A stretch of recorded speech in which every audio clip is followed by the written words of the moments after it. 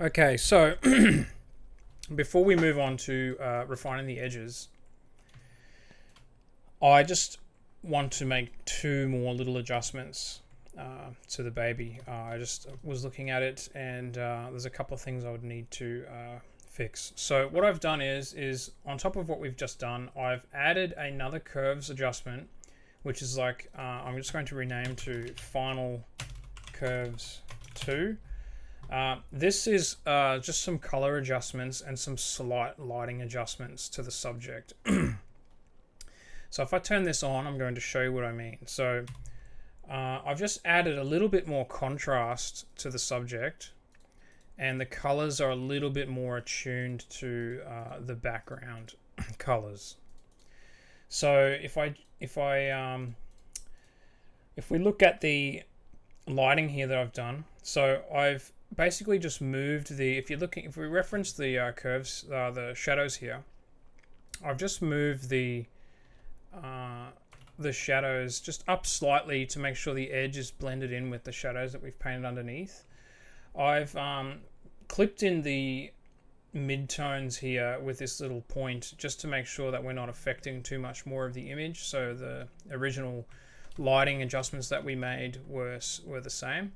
I added a very slight highlight contrast punch here with this point here. The other thing I've done is with the blue channel here on curves, I've actually moved the blue shadows, because if we zoom out, we can see here that, like, if I just go back, we can see here that if I put the blues back where they were and I move, we can see there's actually too much blue in the shadows on the subject as compared to the backdrop. So I actually found that I just didn't like that there was a little bit too much blue happening in there. So I actually moved this slider here. I just moved the blues just back a little, just to about there. And doing that, it just helped to align the subject's colors more with the backdrop here. I was just much more happy with having less blue in the subject with this adjustment that we made. And I didn't do any, I put a couple of slight adjustments on the green curve as well, but they're very minimal. And the reds here, I don't believe I really made much adjustment. Oh, it must be a very, very slight change on the red channel there. But then I added another hue saturation below that. This is subjective, by the way. I had finished what we did before, and I was just re-reviewing, and I wanted to just desaturate it slightly. So I found that that's where we left off just before, and it's still quite good. I mean, we could stop there and continue, obviously, but I just was looking, and I just wanted to add a slight further refinement. So if I just go up to image rotation, flip horizontal, and just turn off what we did, it still looks quite good. But I just wanted to remove some of that blue and add a little bit more contrast. So I'm pretty happy with that result. So now we're actually going to move on to refining the edges. So if I just go back, image, and rotate it back to original. So we're going to start refining the edges. So the first thing we want to do is we want to fix up these really harsh edges around the edge of the baby here. Just slightly around here, we just want to fix up some of these edges. Just soften it out, just to make sure that it's looking a little bit more blended with the backdrop. So to do that, we're going to go click on our subject group and go back down to the original layer of the subject and click on the layer mask here. So we're actually going to move over to our smudge tool, which by default, I believe it's at this bottom here, and the bottom tools here, and smudge tool. Now, if your smudge tool isn't in your toolbar, you can go up to edit How do we edit the toolbar? Sorry, here. So if you go to this bottom, these three dots, and click on Edit Toolbar, you'll be able to find, you'll have your toolbar here, and you'll be able to find the extra tool that you need, which is I need to find my smudge tool. So the extra tools, I've got the smudge tool here as extra tools for the toolbar.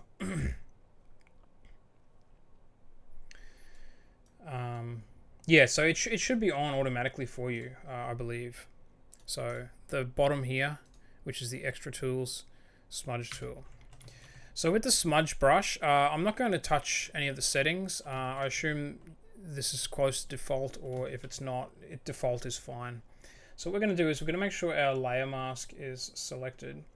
And we're just going to, on the edge here where we've got some harsh edges, I'm just going to soften them out by clicking and just kind of shaking the edge here, just to soften out the edge here of the subject, where it's quite, the original image was quite soft on the edge. So we just want to make sure we kind of just bring that edge a bit softer, just to match that original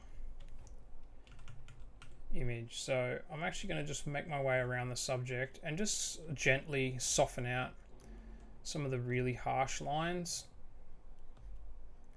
So I'm just clicking and kind of just shaking the smudge tool just to smudge out the edges of this mask here, just to make it a little bit more realistic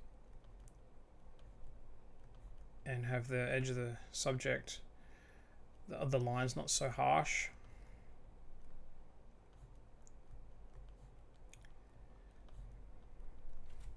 And I won't move on to the hair.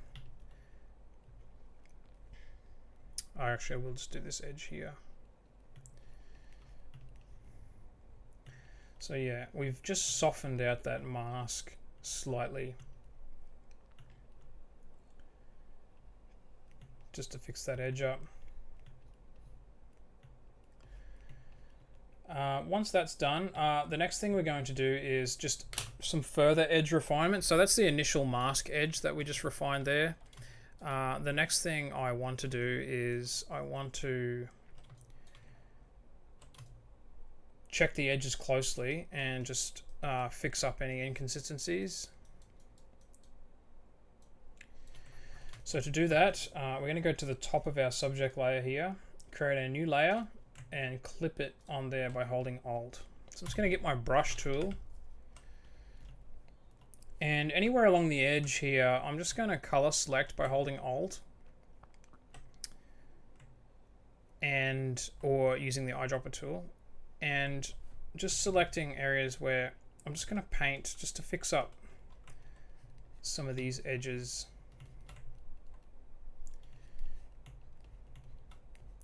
That don't look 100% correct. That looks fine. Now, with the edges here where the baby's meeting the ground, I'm actually going to just color select the shadow under here and just gently paint in some further like shadow at the point where the babies would be sitting on the leaves here.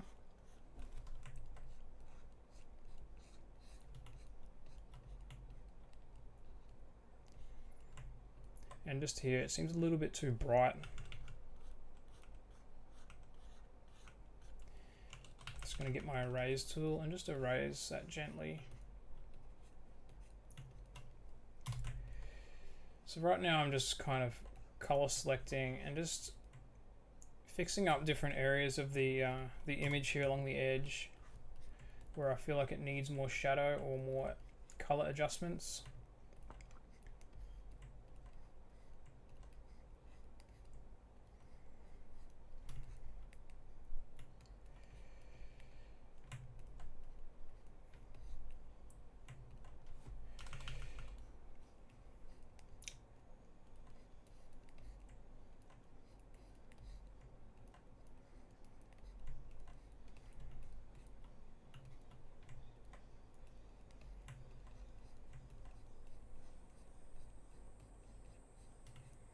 Just gently painting those areas in.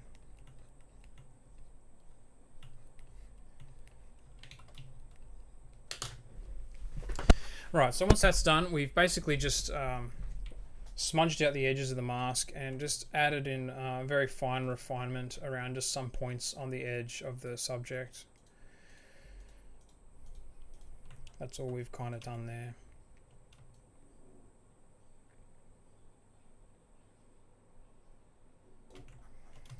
So the next thing we want to do is we just want to kind of add some additional glow around the edges of the subject.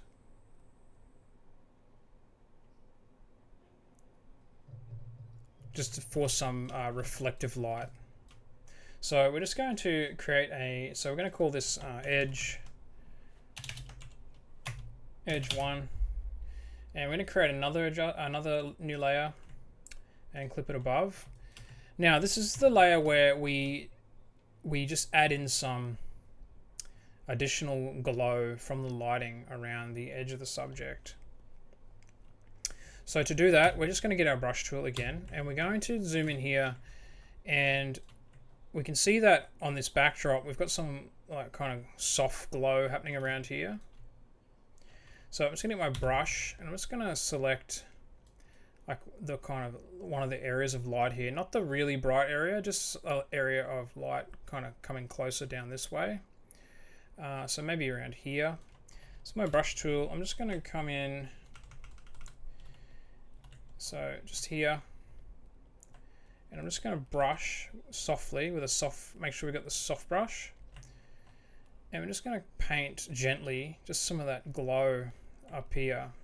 So you can see I'm just color picking here, just adding in some reflective glow around the edge here. So this part here, I'm actually going to highlight this part here because it's quite bright, and I'm just going to gently paint that on there, just like that. Just going to get my erase tool, just gently erase some of that. Go back to our brush tool, and we're just again just painting some glow around the edge here and even around here.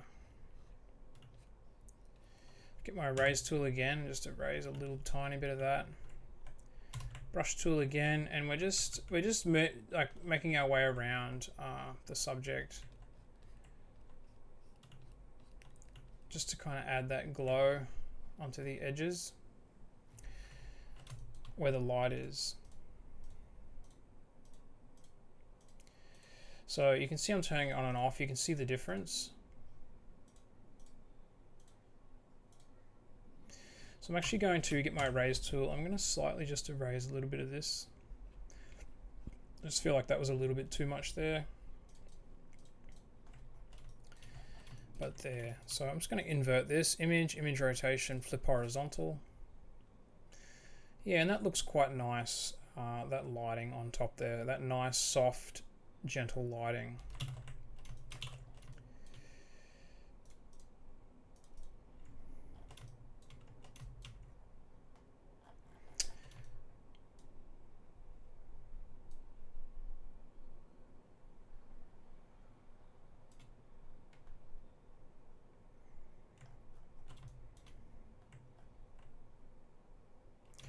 Okay, so once that that glow light is done, what we're going to do is we're going to add one further edge refinement. You don't need to do this, but I'm just going to do it for demonstration. So we're going to just call this glow. Underneath the glow layer, we're going to click on the edge and create a new layer just underneath the glow, and we're going to call this I'm just going to call it HL for highlights, and this is going to be some highlights on the edges just to kind of emphasize that edge of the baby. So I'm going to go back to our brush tool. I'm going to select some really bright areas like this area here, and now we are going to, where that light is kind of hitting on the edge here of the baby, we're just going to kind of slightly harshly like paint in some of that light where that is close to the subject here.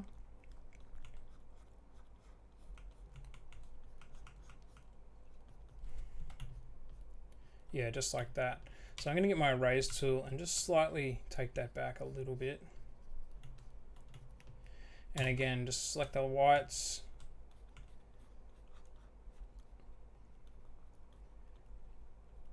And just paint in a little bit of that highlight there. And just erase it slightly. So I'm just going to make my way around the edge and just paint in some where I think there would be reflective rim lighting on the subject based on the backdrop here.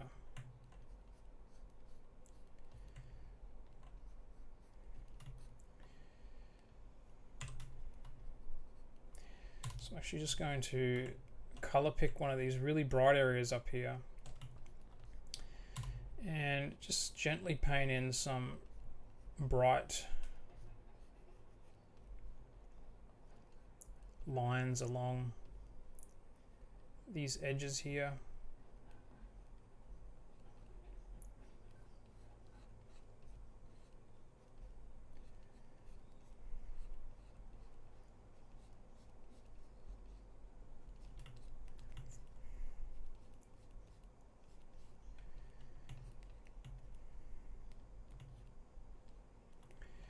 So we're kind of just following where the light would be falling. So you can see I'm just kind of painting along these edges of like the rope strands here. And softening it up by adding a little bit more emphasis on that glow. Just like that. So if I turn that on and off, you can see the difference in the highlights there on the subject. So I'm actually going to get my erase tool and just, I feel like it's probably a little bit too bright, so I'll just take it back slightly. Let's go back to my brush tool, pick that highlight area and just paint some of that in there. So we won't go too far with this. This is just to give you an example.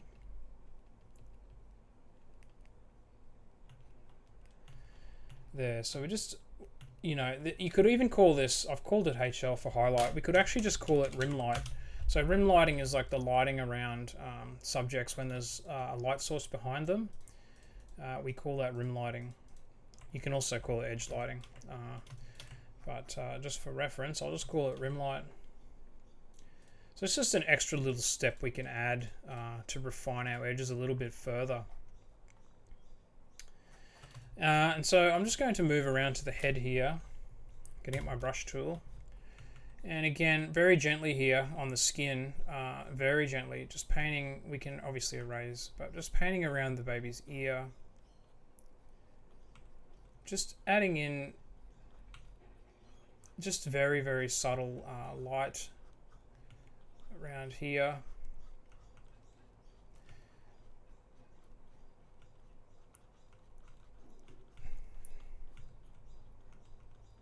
Just on areas where the light would be kind of reaching. So just like this. And I'm just going to get my erase tool and just gently erase some of that there. We just want like a very subtle effect there on the baby. And even, I'm going to change my flow actually to about 40. 100 is a bit too strong. And just adding some lighting to the edge of the subject here.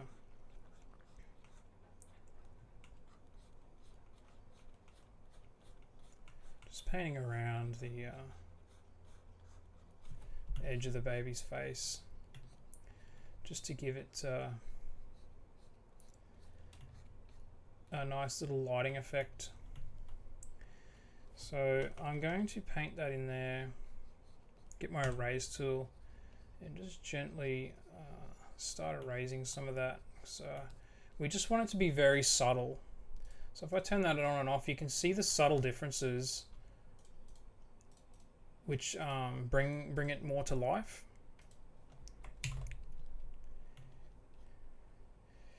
So I'm just going to do the same up here.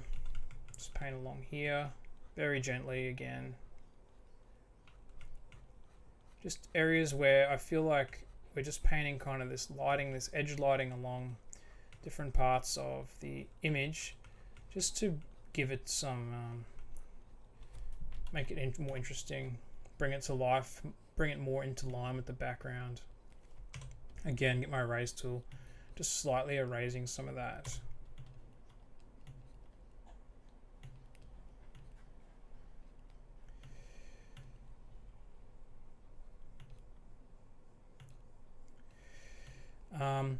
I'm not going to dive into hair today, but I'm going to show you just a couple of effects we can do for the lighting of the hair.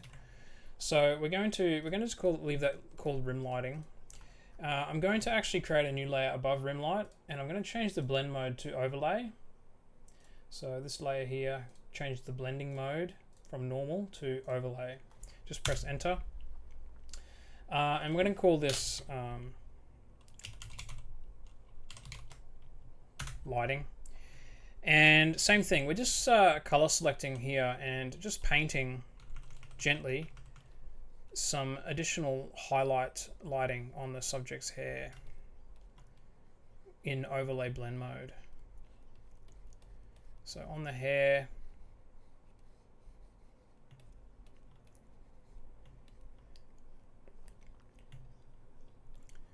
just like that.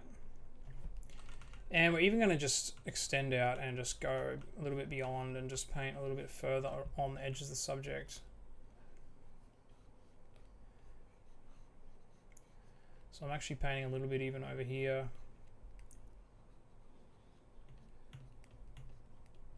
Let's get my erase tool and just gently erase some of that.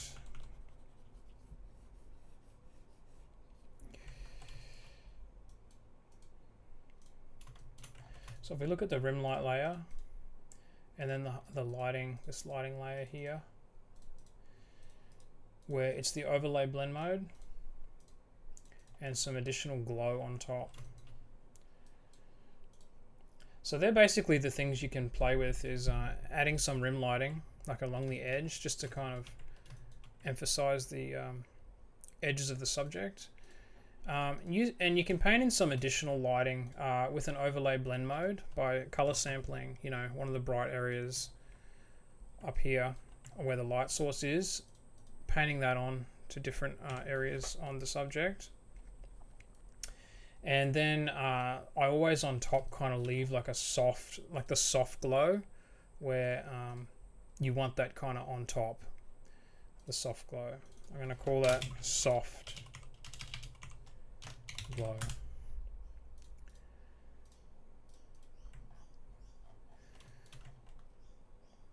So just to recap, we did our edge light, our edge refinement, which was very subtle, just to fix up some shadows and parts along the edge. We used the smudge tool just to refine the edge of our mask a little, just to soften it up. We then added in some rim light, which is just a normal layer with just default brush and a very gentle painting of lighting on the edges of the subject. We then use an overlay blend mode to again paint in some additional light and then a soft glow on top. If you wanted to, you could go to your rim lighting layer, go and select your brush tool, and you can actually just see how it looks by painting a very, very subtle edge light along the subject's hair here. Again, it's subjective. It might not look how you want it to look.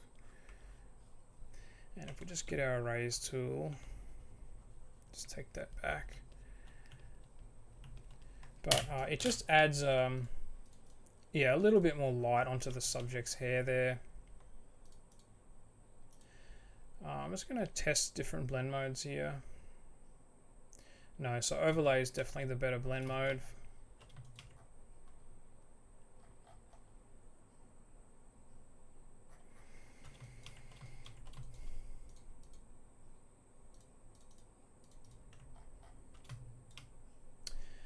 So one thing is with overlay, because we color selected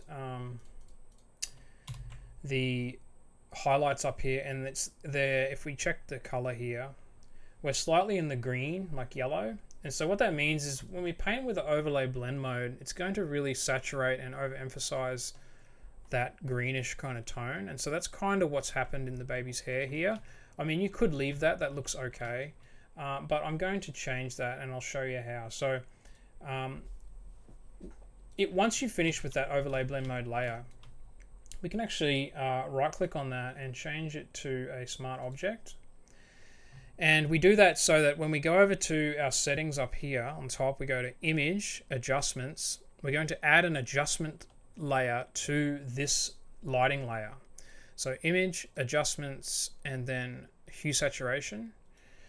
And what that's going to do is we can actually just adjust the overall saturation of that lighting that we painted in on overlay blend mode. And so because I feel like it's slightly too green, I'm going to just bring that back, just back to like fully desaturated, and hit OK. So you'll see now, because we created a smart object, we have that hue saturation adjustment on that layer. So we've basically only painted in lighting now. We've took that green hue out of it, and then we have a soft glow on top. So if I just go back, image rotation, flip horizontal, I'm quite happy with that. The lighting is looking quite good on the baby there.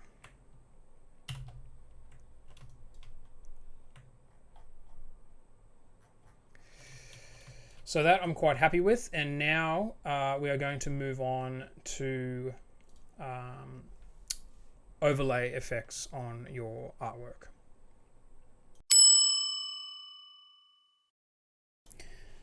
Okay, so now we are at the stage of looking at using some overlays in our image. So after we've got the image all composited in nicely here, we can start to do some post-production, which includes things like overlays and some final effects and processing, which I will get to, but I will just touch on using some of our overlays in your image just to add some more texture and help make it a little bit more interesting as well. So what I'm going to do is I'm just going to navigate to one of my folders here where I've got some of our Firefly photo overlays. And so we've got all different colors here of different variations of these fireflies. So I'm just going to pick one that I think will work nicely with our image.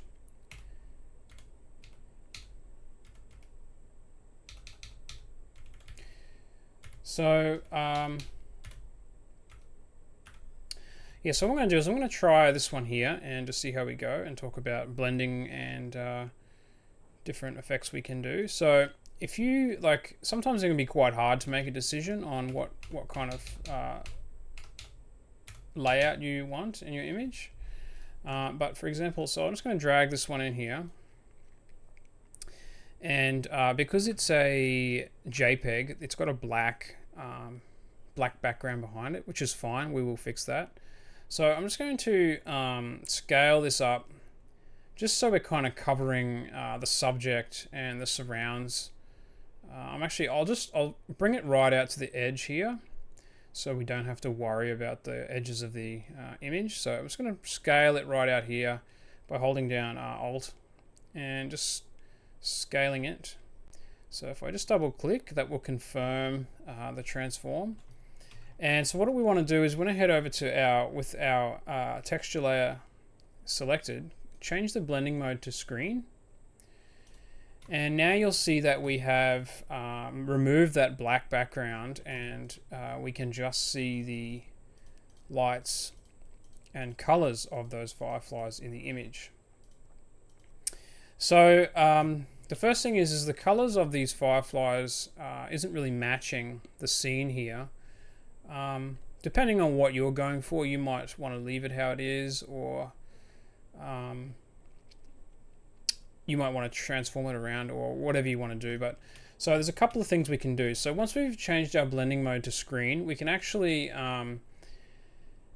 adjust the color of the fireflies as well. So with our same thing, with our layer selected, we're just going to go up to Image, Adjustments, and go to Hue and Saturation. So this will add an adjustment layer, a hue saturation adjustment layer, directly on the firefly texture that we've brought in here.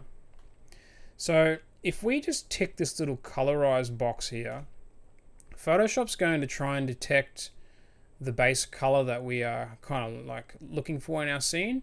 So it's kind of detecting, it looks like a yellowish kind of color. That looks like a blend between the greens and this background here. So if we tick colorize, it's going to colorize the image to one particular color, which is what we want. So I'm actually going to just turn up the saturation slightly just to see how it looks, just to get some more color coming through into the fireflies. And then I'm just going to adjust this hue slider here just to change the actual color of these fireflies. So I'm going to lean more towards like this kind of yellowish, kind of more in this vicinity. And I'm just going to bring the saturation down just slightly. So we're kind of closer to the actual light color here in the scene. I'm not going to change the lightness because doing so will add more white to the overall image and that will make it too bright. So actually no, I am. So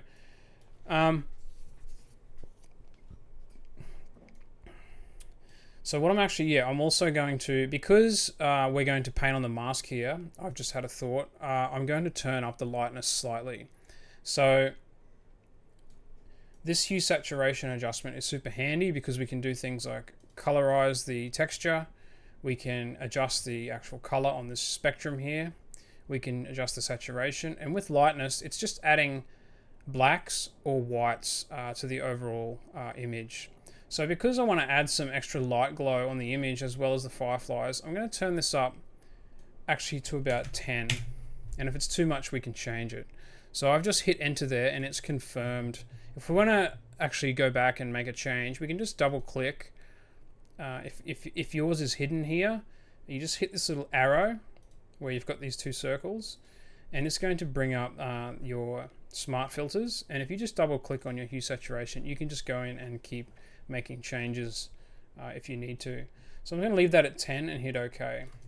So the next thing I'm going to do is I'm just going to, with our texture here selected, create a layer mask on the texture by just clicking on the layer mask button. And like we were doing previously, I'm just going to invert that mask by pressing Control I or Command I on Mac, I believe. So with our mask, if I invert it, you will see it removes the texture. So what I'm going to do is click on, make sure we got our layer mask selected and we have our color set to white, and I'm just going to change the brush just to one of the default soft brushes, and I'm just going to start gently just painting in with the white brush just in the areas where the light is kind of shining through here. So you'll see the layer mask actually changing where I'm painting. So I'm actually just painting in just some extra glow here where the light is kind of shining through here. And yeah, if we just kind of try and emulate like the light glowing around the baby here, kind of add some extra effect. So if I get my brush and change to black, it's going to paint away a little bit of this texture here. And so what's that's done, it's actually quite subtle, is we've just added in some texture there on the image. And if we want to go in and adjust that, again, we can just double click on hue saturation and just make some adjustments to how strong we might want the glow, or if we want to change the color, or the overall hue color here. But I'm just going to leave the lightness at 10. and hit OK. So that's kind of covers like the different ways you can use some of our Firefly photo overlays. So yeah, you just bring it in, change the blend mode to screen, and then you can add adjustment layers like hue saturation on it, and you can actually create a layer mask and just paint in different parts of the image where you want the overlay to sit in your image. So I kind of like that nice little effect there, and we're going to do another texture on top with our sparkle. So that was the fireflies, and we're going to do the sparkles. So again, there's two different types here. We just before used a JPEG version. So the JPEG versions will have black on the background, and you just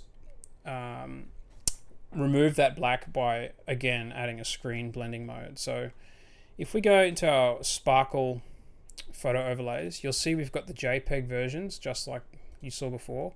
And there's also PNG versions. And so with the PNG versions, these versions here are actually, they don't have the black on the background. So we can use different blending modes and not have the, not be kind of limited to screen blending mode.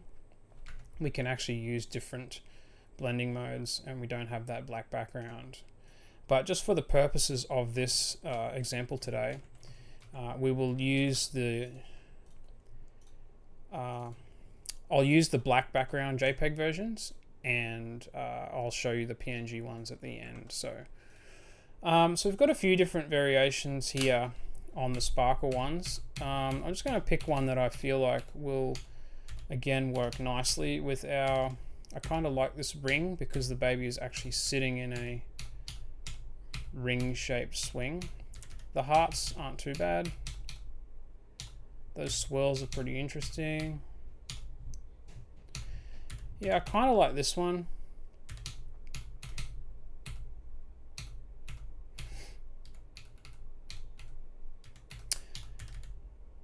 Might go with this one here. So that's number 40. So we're just going to bring,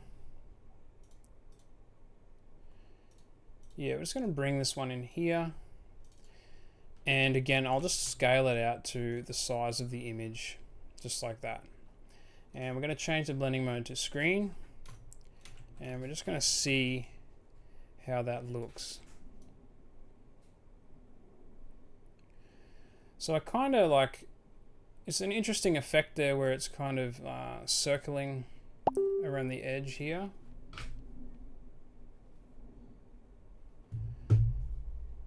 So I'm going to just scale it out a little bit, just set it about there.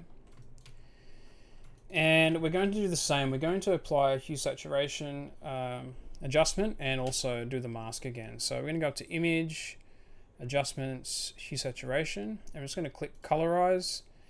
And again, we're just going to move that color slider just to get closer to the overall light color here in the scene, and just turn that saturation down to about there. I'm going to turn the lightness up again to about 10 and just hit OK.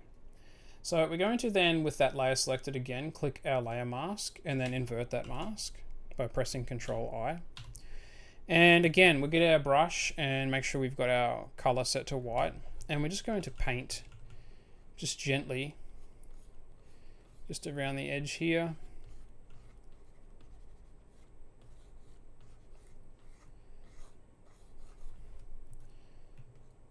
Just like that.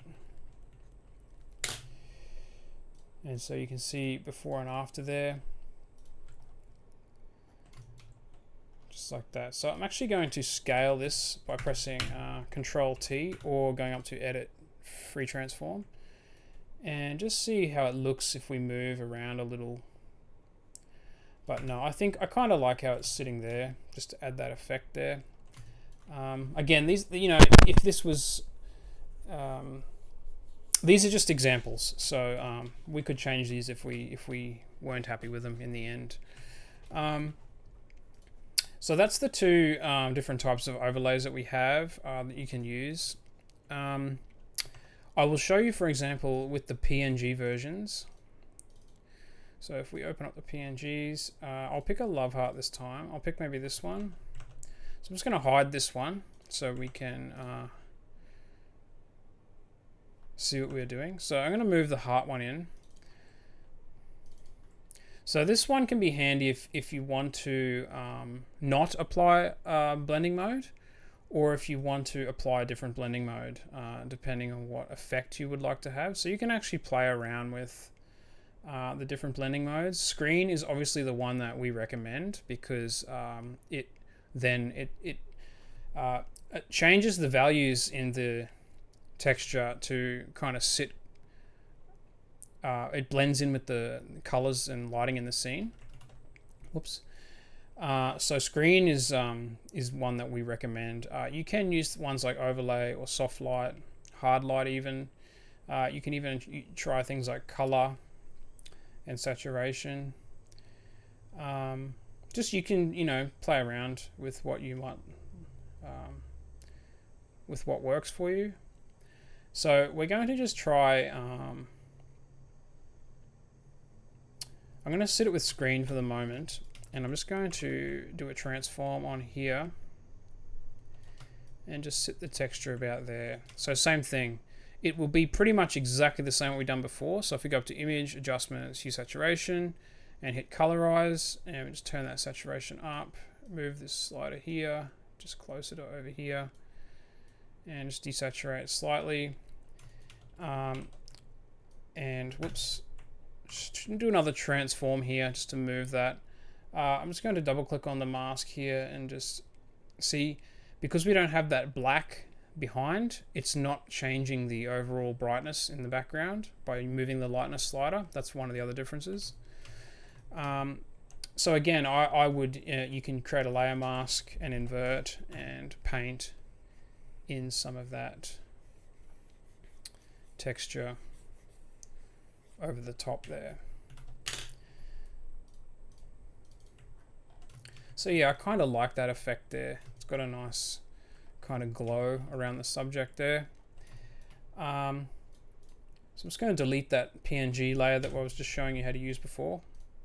So I've added in 2 textures over the top here using screen blending mode, hue saturation adjustments, and painting in on the mask.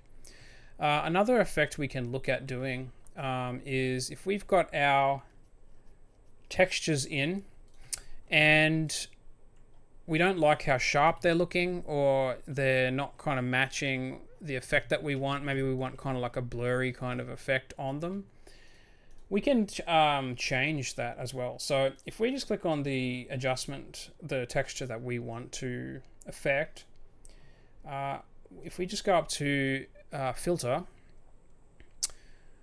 we can do different blurs on them. So we can go up to filter, blur. The popular one is Gaussian blur, and you can actually soften that texture up. You can soften it right up to, even not having it look like a texture anymore. It might just be a glow effect for you. Or you can just do a gentle a blur on it. So that's with the Gaussian blur. You can also go up to filter, blur gallery, and try field blur. And field blur is similar to Gaussian blur, but kind of adds more of a lens emulated blur, like a non-focus blur on the texture. And yeah, you can set it to something. So I'm just adjusting it by just moving this here, and you can see we can actually adjust the field blur up here as well. So if we kind of move it into a range like around 45 and hit OK,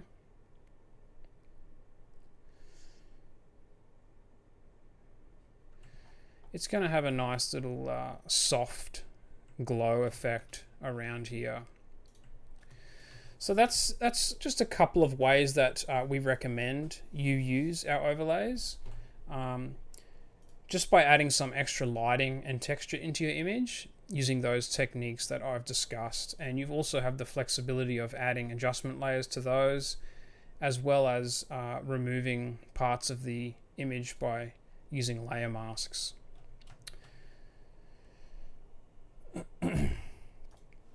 So now I'm going to move on to briefly demonstrating some additional backdrops, and then we will move into final touches on our image and then exporting our image.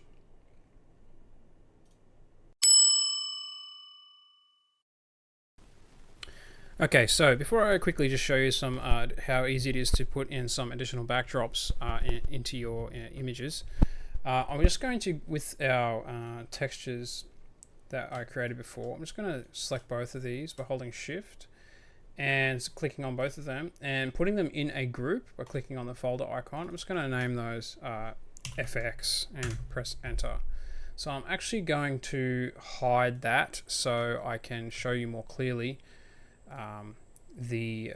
changing the background in the image.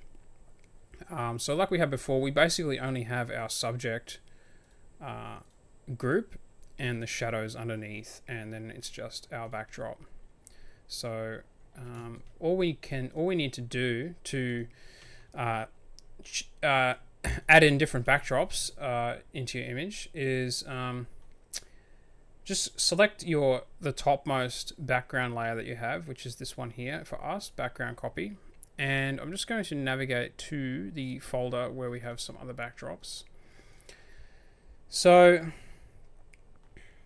one of the things with your images and your backdrops, it's always good to choose a backdrop that matches your image theme relatively well. So for example, we could put the baby like this one here.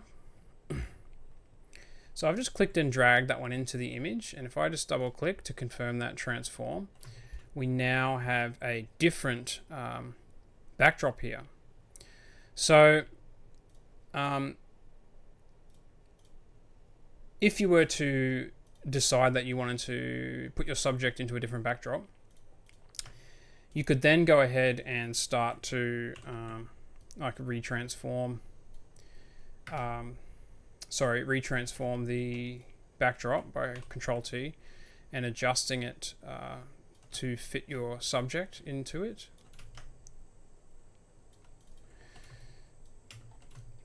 And then we could just select our subject and shadow layer and put that in a group. I'm just going to do edit transform, free transform, sorry, and just do a rotate on the subject and position them almost like like the baby is actually sleeping on that swing there. So yeah, you could do things like changing the transform of your subject using clicking on your background and doing different transforms to edit free transform and doing different trying out different backgrounds on your subject. So this background is good because the work that we did previously to blend the subject onto that backdrop that we had here, the lighting in this backdrop is similar, but it's obviously a different color. So you could, once you're more comfortable with, or if you are comfortable with color adjustment, you could then just begin the process of adjusting the colors on the subject to blend them in more closely to the new scene. So I'm just doing this quickly just to demonstrate, but for example, I've just added one single curves adjustment on that subject group, and I've quickly been able to just basically change the colors alone and do a couple of transforms on the image, like move it around, and now we're pretty close already to having the subject in a new backdrop. So yeah, once you're comfortable with those things, you can do these kinds of things quite quickly. But it's just an example of using different backdrops in your image, with your subject. So if I just go back a little, if I just go right back to where we were initially, like here. If we had, so that's just one. I picked that backdrop because of the lighting is similar, like it's coming from the top with this one. We've got the lighting coming from up the top there. It's basically just the color difference in the image.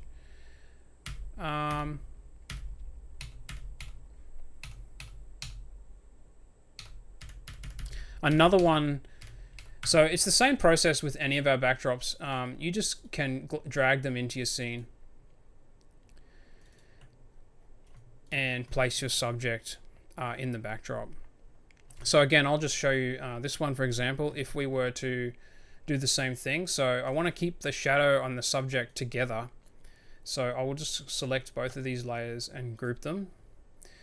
And then I'll just leave the backdrop. I won't do a transform on the actual backdrop here. I'll just leave it, if we can see here, I'll just leave it scaled out to the original size that we were using for the previous backdrop. And if I just go edit free transform again on the subject group, I'll just move the baby down here and just position them as though they are kind of laying on the floor here in the middle of the scene. The lighting in this one is a little different, but just doing a basic color adjustment, you'll see that it should come up looking quite good already, just with the colors changed. So there's light kind of coming from the background here in this direction. But if we do the same thing, I'll just demonstrate. If I just add a single curves to this group here by clipping it on, and if I just add some blue into the image, we're already getting the subject coming nice and close to the colors in the scene here. Take a little bit of that green away. Take a little bit of that red away. Just to get it looking like that subject is really there in that scene.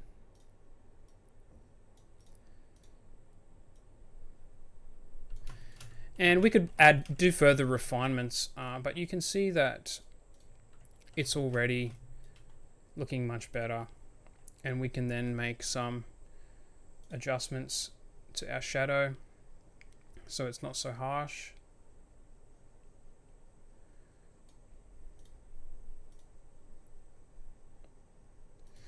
Anyway, it's just an example of the different things that we can do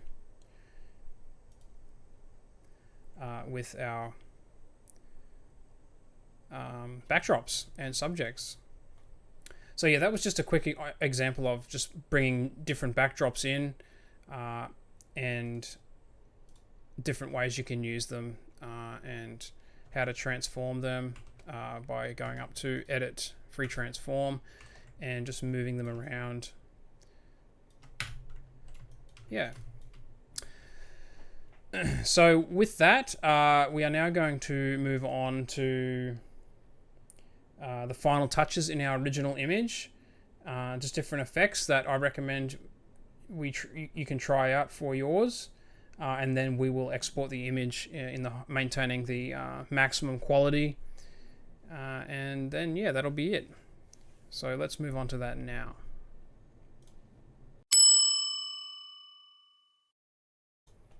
Okay, so like we did before, before I demonstrated the backdrops, I'm just going to take both of our texture layers here and put them into a group, and I'm just going to rename that to effects.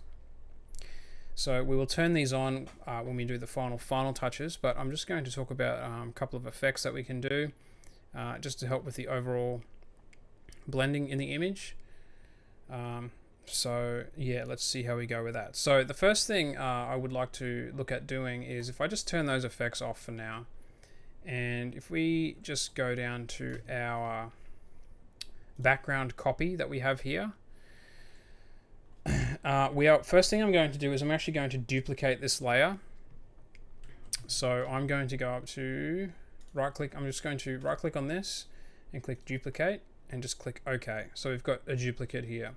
And the reason for that is I'll show you in a moment, just depending on what effect we can get here. So generally, when we are closing out our image, so we've done our compositing, we've added on our effects, and then we would pretty much move into like a final a final camera raw edit, and that's basically all you would really need to worry about doing. You don't want to get too advanced in trying to add different effects and techniques on your image, when in fact most things like sharpening, softening, all the different color effects and basic adjustments we can do in camera raw. So, and I will cover that in a moment. But for this particular one that we worked on, because we worked on it quite a bit of detail, it would be nice to finish it off with a little bit of extra detail as well. So for this one, I noticed early on is that because of the way the photograph of the baby was taken, you will see that there's the focal point is right here on the front of the baby, and then we kind of had some soft edges, and particularly around the back here, you'll see the baby is kind of starting to lose a bit of detail and focus around that top edge here because of the way the aperture was in the original photo. So getting technical, that doesn't really match the backdrop here, because the backdrop, we've sat the subject here and the backdrop is quite sharp here, and the softening is only occurring in the kind of further back part of the image here. So it's not something you would really notice unless you were scrutinizing it because of the effects we did, like we softened it out, we added in lighting. You wouldn't really notice it, but because it was that way, I would just like to see if we could amend that a little. So to do that, the first thing I'm going to do is I'm actually on this background copy layer. We're going to leave the subject here so we can see what we're doing with the subject here. We're going to try and apply a lens blur to match what the lens blur on the baby here. So with the background copy, making sure it's a smart object, which it is, we can see with that little smart object icon there. We're going to go up to filter, blur gallery, and again, like we did before on our textures, we're going to add a field blur. So the field blur is much like like a lens blur. So I'm going to zoom in a little here, just to see how the field blur is looking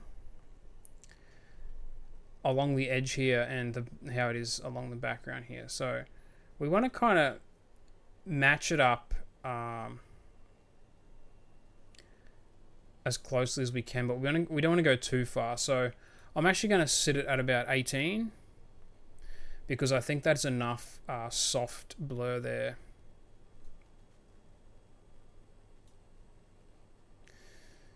So actually, I'm going to set it at about 15 and I'm going to hit OK.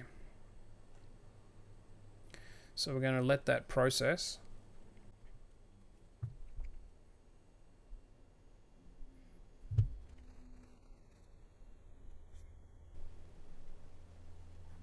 Okay, so once that's done that, what we're going to do is we're going to add a mask onto this layer, and it's going to mask out sections that we don't want that blur effect to be. So we can do that on the smart filter layer, but I'm actually going to, because there's more flexibility, I'm going to do it on the background copy mask. So with the background copy, with the blur effect we're going to just click on the layer mask icon to create a layer mask. And we are going to go up to our gradient tool here by pressing G or clicking on our gradient tool.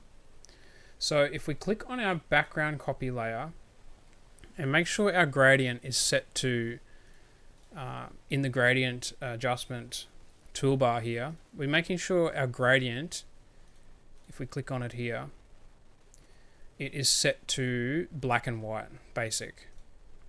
So it's just the highlights and, sorry, not highlights, like the mask is on when it's white and the mask is off when it's black. So we got that white and black gradient. So then we're going to just click up here and holding shift to keep the line of the gradient. See how it's kind of moving the gradient effect here? Hold shift to keep the line straight and just pull it down here. So we're going to pull it all the way down to around here.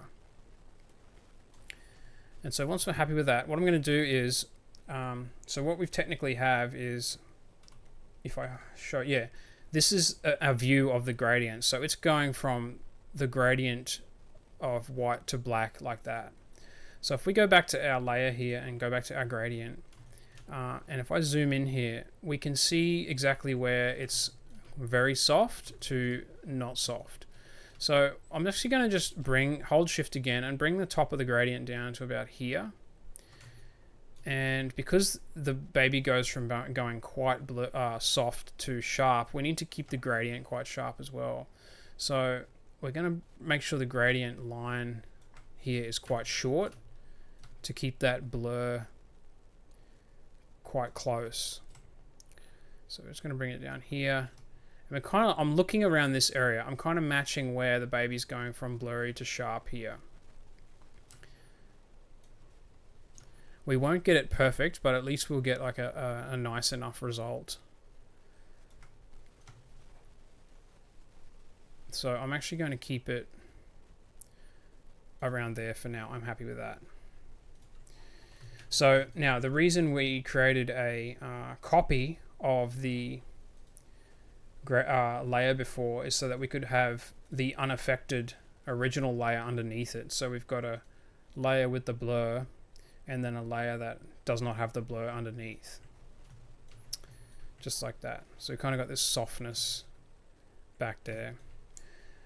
So one of the issues that we now face with this is we've got these hanging vines that are kind of in the foreground, which have also been affected by the blurring.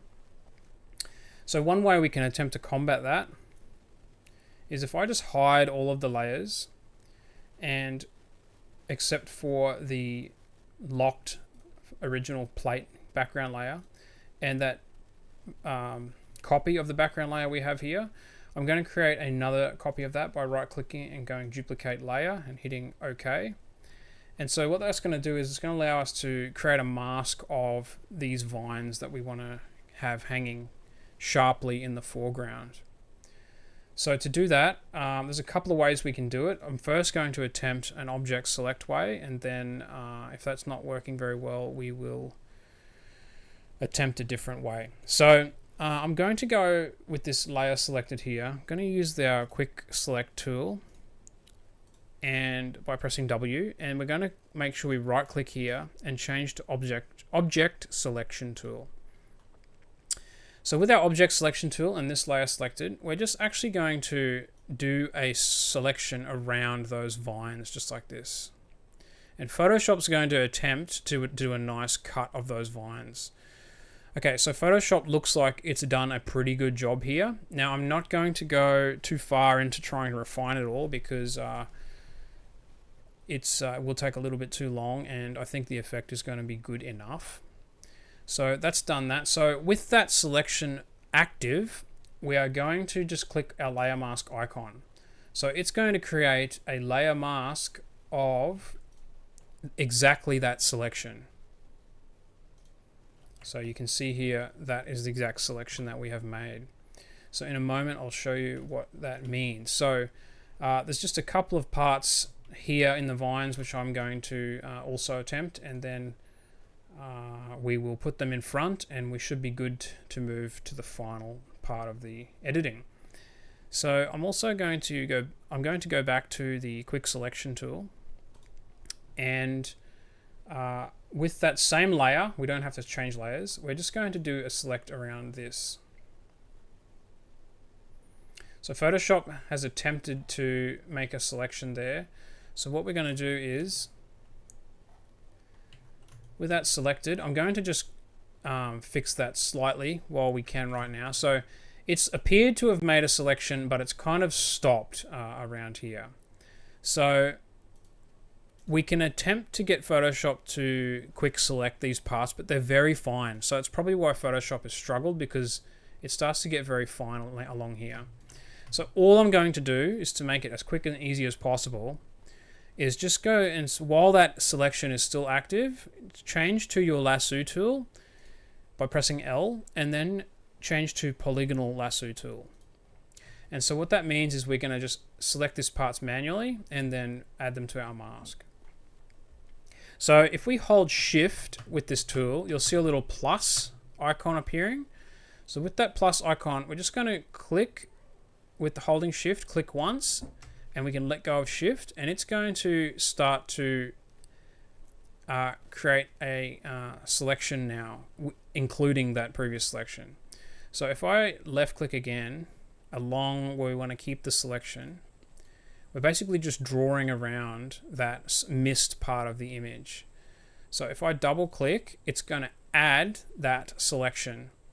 So same thing over here, hold shift, click once, and then we start to draw just as neatly as you can, just around the edge here.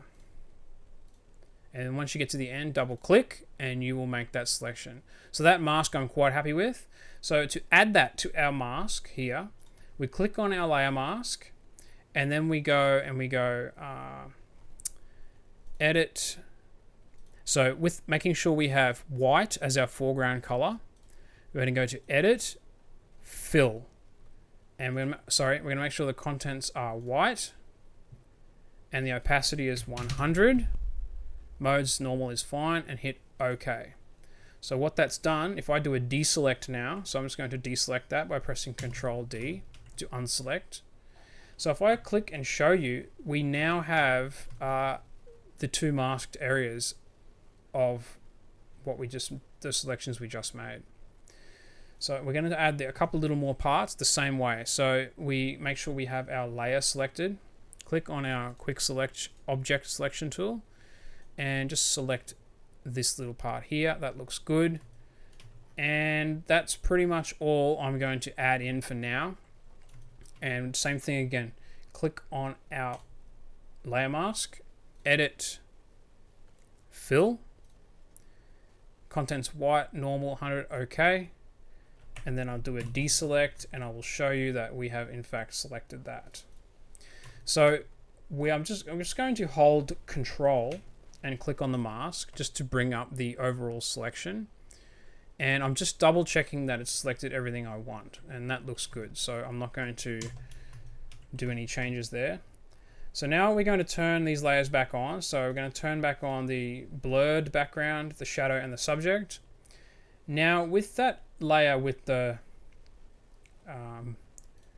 foreground selections we just made, we're going to click and we're going to move that above the layer with the soft blur on it. So you'll see now if I turn this layer on and off, we are just keeping the sharp foreground selections that we made and not affecting anything else.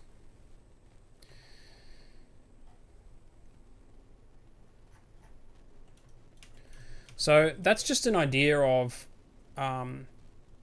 using additional copies of your background layer and adding effects like blur to your image and masking out parts of the image just to get it more aligned with the focus or blur of your subject. So that is just that little technique there. So if we turn our effects back on, we are now ready to move into the final processing and then exporting.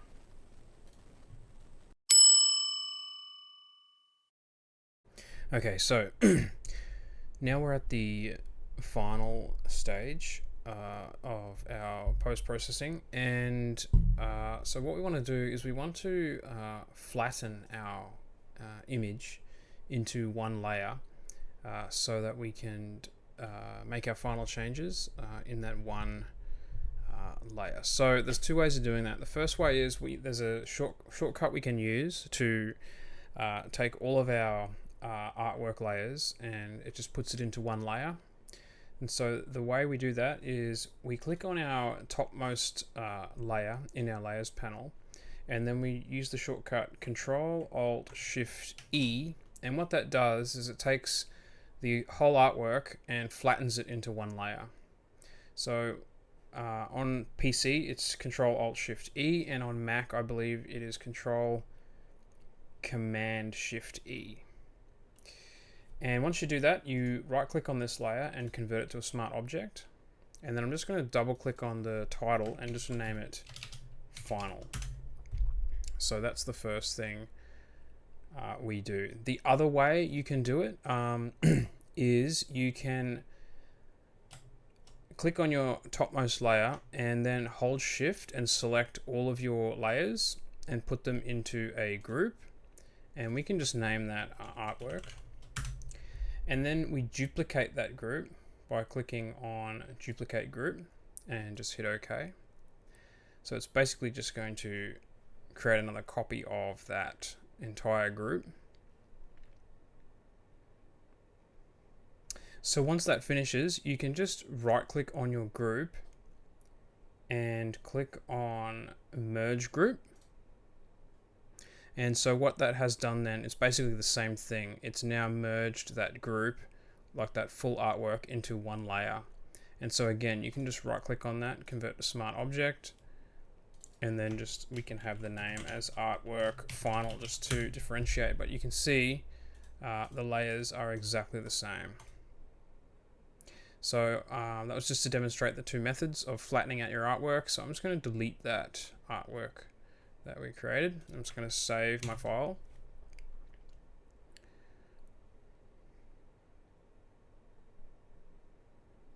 Okay, so once it's saved, we are going to click on our final layer here, and we are going to go to Filter, Camera Raw Filter. So I'm just going to touch on some of the most important aspects of using Camera Raw to finalize your artwork. So basically we just start with the light settings here. And this is obviously a very subjective process, but I'll just talk you through some techniques and ideas around using it. So you can actually, with the latest version of Photoshop and Camera Raw, and this has been existent for quite a while, is you can just hit auto.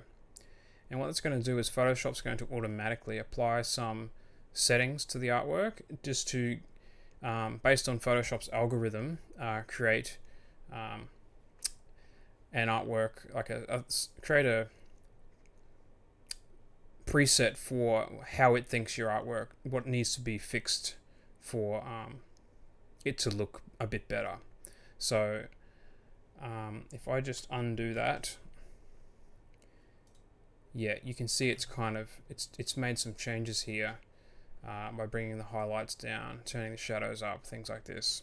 So I'm not going to use auto today because I'm just going to talk through some things. So with this process, yeah, it is subjective, but I'm just going to make some small tweaks to the artwork. So the exposure here is actually fine already. I don't feel like I need to make it too much brighter. I'll probably sit at about just 0.15. I'm going to turn up the contrast just to remove some of that soft kind of glow in the image. Again, it's totally subjective, but contrast will help bring the darks and the lights together with more clarity. So with the highlights, you can just bring those down a little bit. The shadows, I tend not to bring the shadows up too much. I'll probably just leave it about here. And I'm going to move on to color. Again, totally subjective. We can start to play with the cools and the warms in the artwork, depending on what technique you might, what overall look you're going for. But if you click on any of these boxes here with the numbers, you can type the numbers in manually, or you can just click on them and use the up and down arrows to refine your selection more easily. So I like that it's kind of warm, but I'm going to bring it down a little bit cooler, just to about there. And with the tint, it's a similar thing. We can move into the green or move into the purple. I really kind of I'm just going to move a little bit further into the purples here, just because the green it looks good, but just for the purposes of demonstration, I'm just going to change the tint slightly. So now we can change things like the vibrance. The vibrance changes the saturation of certain colors in the image. It has an algorithm that it uses for vibrance, so it kind of helps separate the colors more readily. So we add some color separation by removing that vibrance slider, and then saturation, it's just overall saturation in the image as a whole. So I'm going to leave that around 6 there.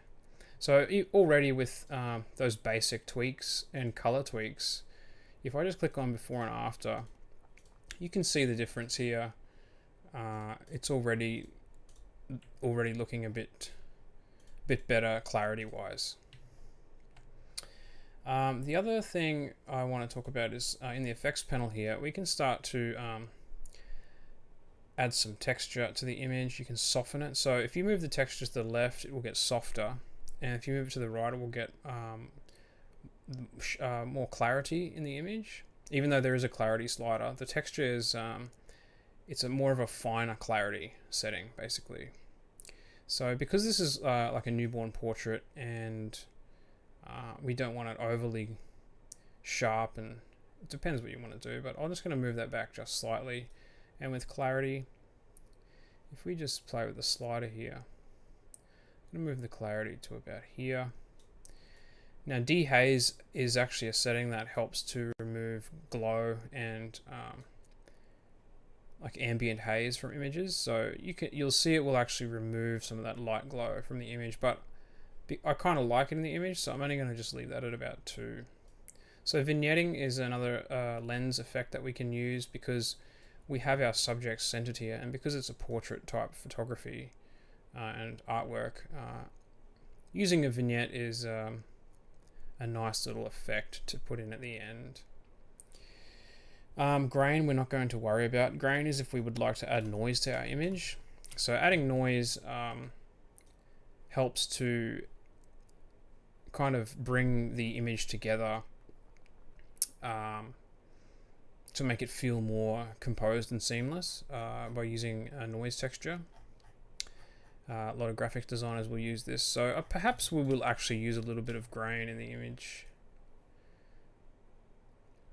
and I'll just leave it about 20.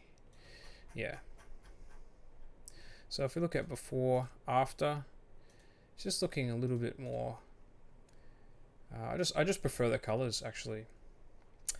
So we're going to move on to the curve. The curve, it's basically what, if you were watching from the beginning, when we were using our curves adjustments, it's basically the same thing. It's like a final curves adjustment. But we've got these tweaks here where we can actually, instead of putting points on the curve manually, which you can do in here, we can actually just let Photoshop's algorithm control the lighting. So you'll see, like I talked about, the lighting is up at this top right section of the line because we're moving from highlights to shadows. So you'll see Photoshop's actually called it lights and highlights, so it's even higher. So you can think of the line here from the top here down to the left. It's the same here, like top right down to bottom left. So you'll see the line moving in those ways. So the curve is handy because we could adjust highlights. This is highlights and shadows in this section of the basic light editing. But if we move into the curve, we're using a different kind of algorithm to adjust the overall lighting and darks in the image. So I'm actually going to just turn the shadows up slightly, and darks, we'll just move them back to high, just move them back to where they were. The lights, if we put too much light in the image, it can kind of become overbearing. Again, it just depends on what you prefer for your images. So I'll add a little bit of extra lighting here. And that's all I'm going to worry about for curves. If you would like to get into things like the color mixer, you can actually, Photoshop will allow you to, depending on what color it is, like if we move into the greens, you've got the hue, saturation, and luminance of different colors. So for the greens, if we wanted to change the hue of the green, we can actually start to manipulate it in that way. So if you want some more variance in your greens, you can actually slide it more to the left to get them becoming more yellow. Yeah, it's just dependent on what effect you're looking for.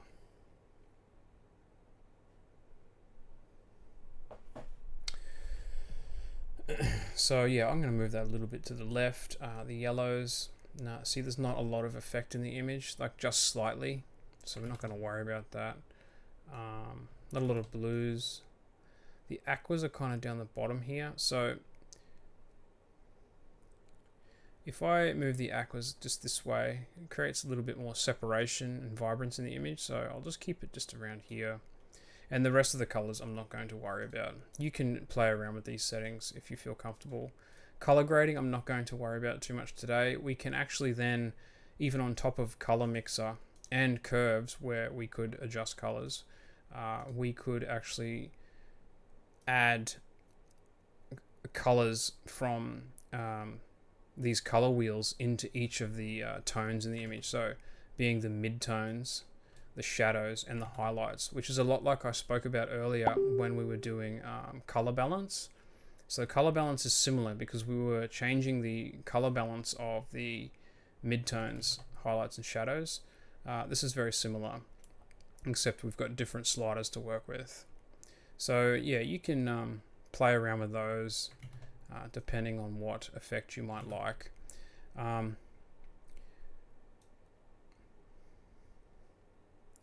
So for this one, if I was leaning more into the direction that I had initially with the temperature change, I changed the temperature to be more cool. We could actually move the, I'm just going to leave that how it was, move the slider here in the direction, like the midtones, making them more cooler. So I'm going to add a slight blue here in the midtones. And for the shadows, I'm going to just leave that how it was. Yeah, and the highlights, if we move them more back towards like gold, no, I'm just going to leave that how it is. So I think if I turn the midtone settings on and off, we've just added a little bit more coolness to the overall image here. Now the detail settings.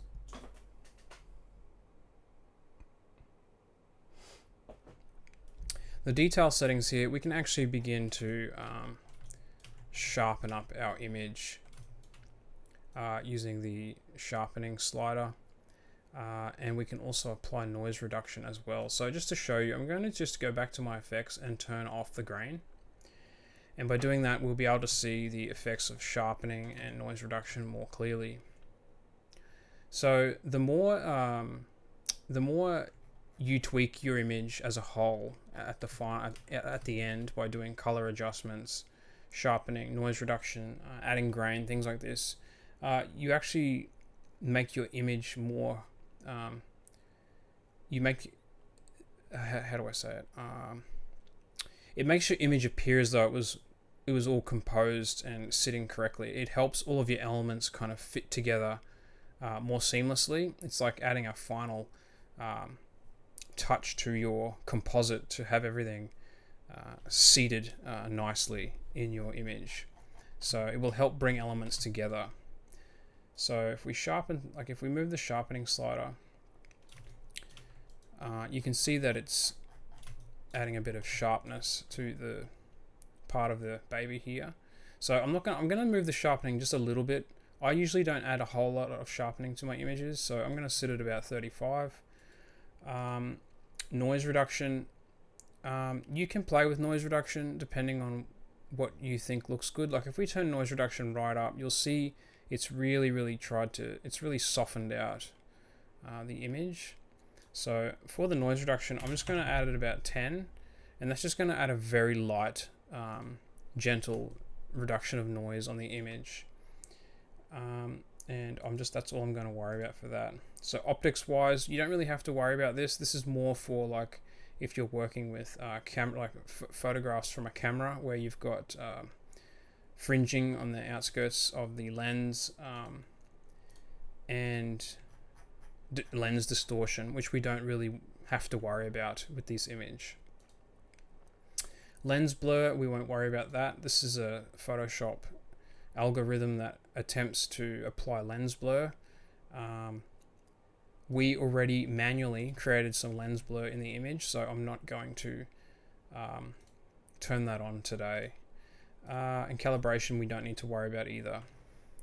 So that's kind of, if I go before and after, that's brought together the image and it looks a lot nicer. So if I just put my grain back on at about 20, that's just added a little bit more noise to the image. So if we hit OK, it's going to apply that setting that we've just created onto our image. So the reason we made this a smart object was so that we could make changes to the final settings if we wanted to. So yeah, that pretty much summarizes doing a final post-process on your artwork. There's many different ways of doing post-processing, but I think just touching on the manual lens blurring idea that I shared before, with matching it with the subject, and then a final camera raw is pretty much all you need to do when you're finalizing your artwork. So now that we've done that, the last thing is I'm going to show you how to export your image with maximum quality, and that will conclude the tutorial. So let's do that now. Okay, so just before we export, there's one final thing I want to mention. So earlier on, we touched on, which section was it? We touched on adjusting the backdrop, and one last thing we can do after we've finalized is do one final adjustment on the backdrop if you feel like you need to. So what we can do is, like I did before, is we can just flatten out the artwork into another layer by doing Control Alt Shift E, and I'm going to convert that to a smart object. And what that means is if I go up to Edit, Free Transform, we can then retransform and scale our artwork out if we want to change the overall look on the artwork. So you perhaps might get to the end of your artwork and decide that you want the baby centered or rotated, or you know, you're doing work for somebody and they want the final artwork to be in a different orientation. You can do that now at the end. So that's just one idea that I wanted to share before we finalize. So yeah, now we can move on to exporting.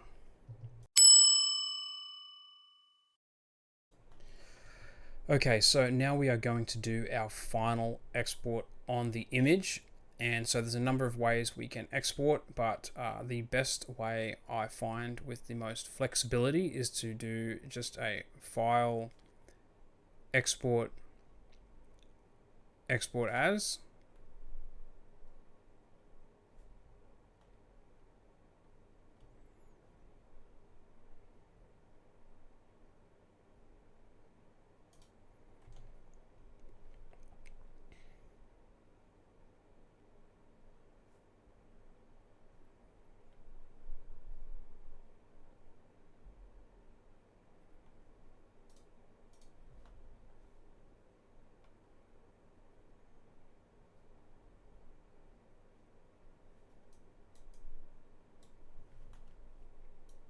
Okay, so once we've opened up that panel, we can just change our settings. So the best format to use is JPEG, and make sure your quality is set to 7, which is the highest. Now the image size here,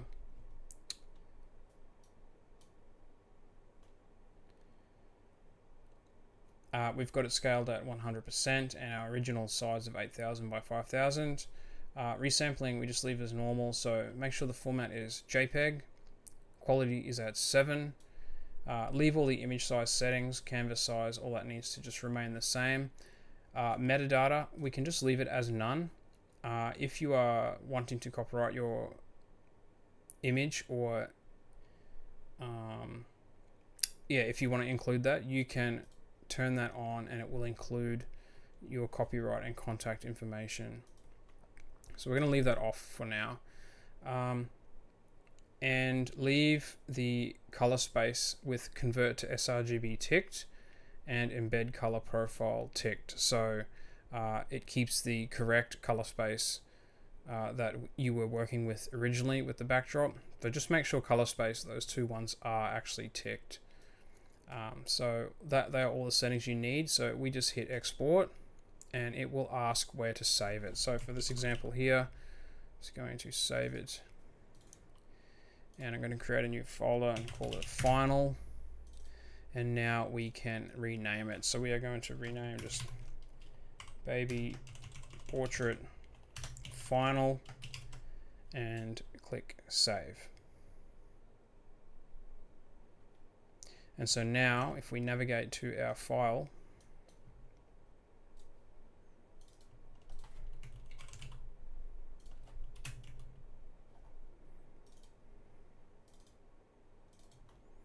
Photoshop has exported successfully to JPEG,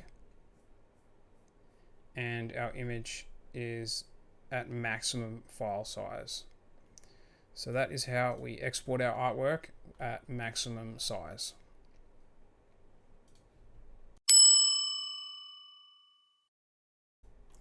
Okay, so that actually concludes our tutorial today. So thank you so much for following along, and we hope that you have learned quite a bit during this tutorial for compositing subject into our backdrops. So just to quickly recap the things we talked about. So we covered importing the backdrop into Photoshop and saving the document. We then talked about how to adjust the backdrop on the initial at the beginning, so position the backdrop in a way that was preparing us to put our subject in the image. And then we added in the subject and masked out the subject and masked around the hair. We refined the edge of the subject, and then we did some more adjusting of the subject into position. So once we did that cutting out, which can be quick or slow depending on what effect you're looking for or what the quality of your original image is with your subject, we then moved into the compositing or enhancement of the image. So we looked at the base color and lighting adjustments on the image, which included things like curves and hue saturation and color balance. We then moved into the second part of compositing, which was adding additional lighting and shadows to the image. So we put some shadows underneath the subject and then used more adjustment layers like curves to add some additional light to the subject. We then did some further refinements on the edge of the subject once we had done our initial composite. I then talked about using our overlays to add some effects into your artwork and different techniques and ideas around using them. So there's a lot of flexibility when using overlays in your image. So things like masking, the variation in overlays, adding effects like hue saturation adjustments, changing the color of them, position, blur. There's lots of different ideas that you can use in your images. Then we moved on to looking at different backdrops and ideas around if you would like to put your subject into different backdrops and different techniques. And then I talked about the final touches on your artwork. So that was using thinking about your subject and the backdrop, and I showed you how to add a camera type blur to your backdrop while maintaining some clarity and sharpness of foreground elements. So we did that just before we moved into the final touches using Camera Raw.